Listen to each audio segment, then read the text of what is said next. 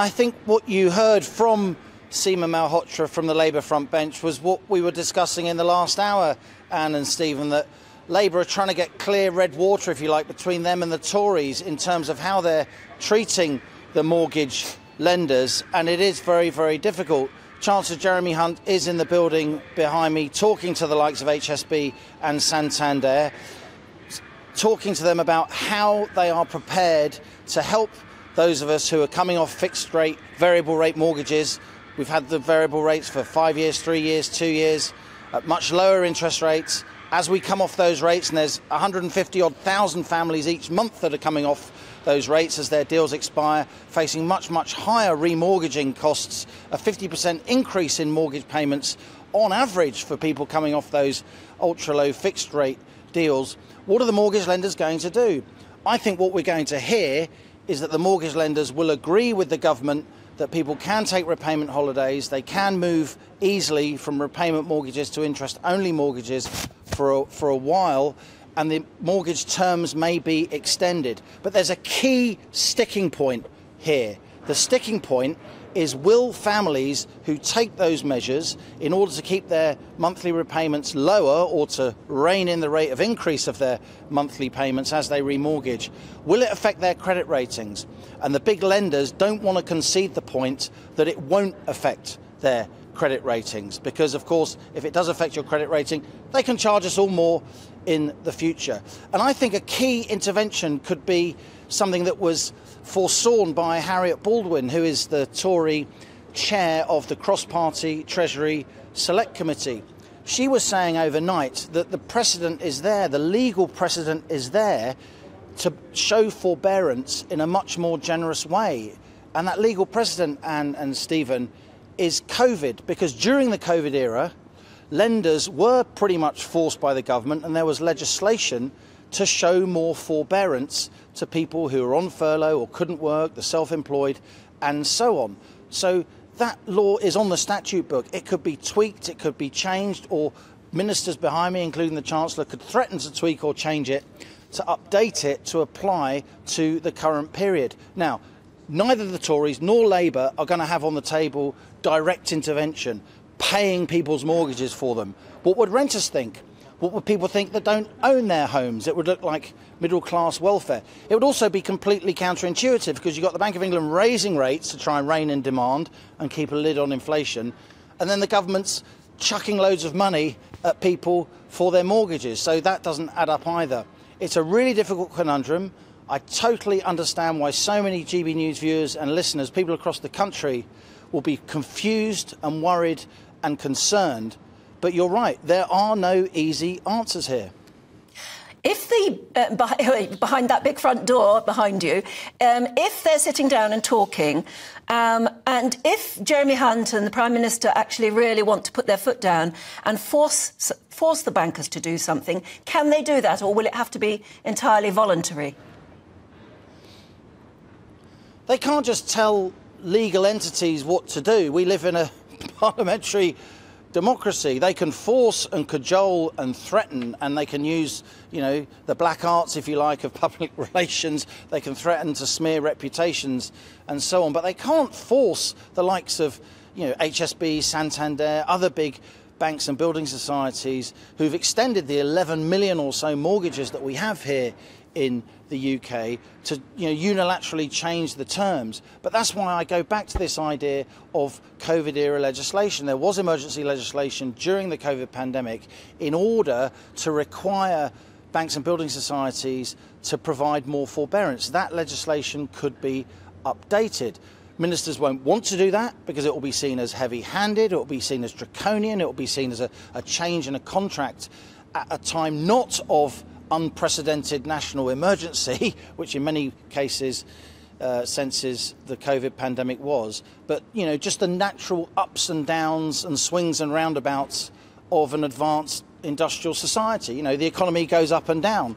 We all know that. If you start to evoke emergency era legislation in order to tackle the ups and downs of the economy, then you really are in a different world. The Tories won't want to do that. And Labour, of course, who are trying to rebuild their credibility with financial markets, who are trying to show that they are pro-business, grown up, they understand how to manage an advanced capitalist economy like the UK, they're not going to want to do it either. And that's why Shadow Chancellor Rachel Reeves, who is a former Bank of England economist herself, she's not saying we're just going to bail people out and pay their mortgages for them, just as the Conservatives aren't. So the two main parties, they're really dancing on a head of a pin here. The Tories are saying we're negotiating with the banks, and Labour is saying, as you heard from Seema Malhotra there, we would require them. Well, with the best will in the world to Her Majesty's opposition, they can't really require them unless they want to go into the House of Commons just over the way and make new primary legislation.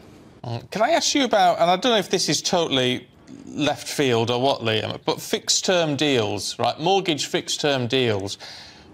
Do the banks, do the lenders, have they shot themselves in the foot in the sense that there are a lot of people now on pretty cheap deals, even though the costs for the banks has gone up because the base rate's gone up, so it's costing the banks more to borrow money, and yet they can't charge us more money if you're on a fixed-term deal. Do fixed-term deals have to go, ultimately? Are they skewing the market? No, I mean, since the early 90s, we've really switched in this country from mostly variable deals to mostly fixed-rate deals. Of those 11 million mortgages, on balance, around 8 million of them are fixed-rate deals and 3 million are variable-rate deals. That's a complete reversal from 10 or 20 years ago. And I hear where you're coming from, Stephen, but if you think it through, the money that the mortgage company gave to you, you then gave to the person that you bought your house off, so that money's gone. So the mortgage companies borrowed that money from the money markets or from somewhere else at the rate that was prevailing at the time. So it's not as if it's that loan, that product's become more expensive for the mortgage company, because that deal has already been done in the past, if you follow me. But look, there really is an issue here. If you think back, I think we've got the graph, we can show it on our screens. If you think back to 2017, 2018, 2019, interest rates at the Bank of England were ultra low.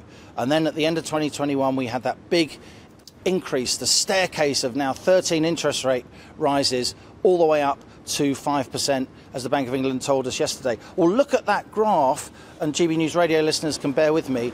From 2017 onwards, for the next 5 years, people that were taking out mortgages at really low rates, because the Bank of England base rate was less than 1%, they were getting 2%, 2.5% on their mortgage and then fixing in for 5, 3 or 2 years. Well, those 5, 3 and 2 year deals are now expiring, and that's why around 150,000, 200,000 households a month are seeing those 5, 3 and 2 year deals expiring. They're then facing, the full wrath, the reality of the new rate of interest, which, if the Bank of England base rate is 5%, new mortgage rates are more like 6, 7, 7.5, even 8% in some circumstances if you've got a very high loan to value and you have not much collateral or financial track record.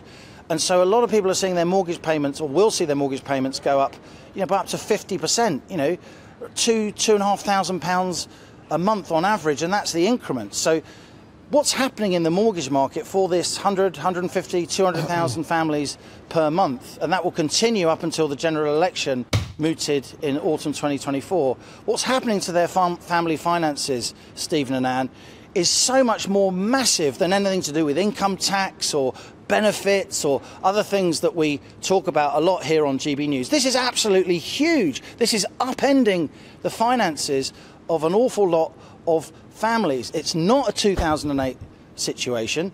Our banks, our lenders aren't in systemic difficulty with the amount of housing debt, but a limited but significant number of families are or soon will be. And those families are largely in the southeast or other kind of blue wall areas. They're largely sort of 30-something and 40-somethings, young families often with both parents working, who are struggling to make ends meet, the kind of squeezed middle. And that's why this mortgage time bomb, as it's been called, is so potent politically and potentially so damaging for the Conservatives.